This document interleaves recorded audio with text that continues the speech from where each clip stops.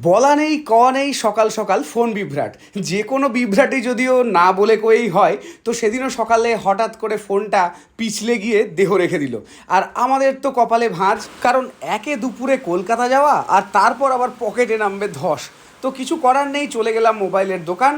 অনেক মোবাইল দেখার পর ডিসাইড করতে না পেরে একটু আখের রস খেয়ে গলাও ভিজিয়ে নিলাম আর মাইন্ডটা একটু ফ্রেশ করে নিলাম। ফ্রেশ মাইন্ডে ডিসিশন হলো যে Vivo X100 নেওয়া হবে, কারণ ম্যাডামের ক্যামেরা দেখে প্রচণ্ড পছন্দ হয়েছে। তাই আর অপেক্ষা না করে আনপ্যাকিং চলতে লাগলো।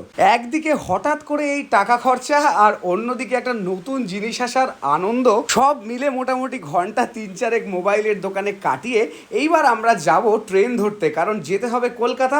অবশেষে পৌঁছে গেলাম রাত্রেবেলায় কলকাতা, আর এইবার চলতে লাগলো পরের দিনের জন্য রান্না বান্না, কারণ সকালবেলা উঠে তো আবার তাড়াহুড়ো, রান্না করার সময় নেই, তাই রাতেই করে রাখলাম।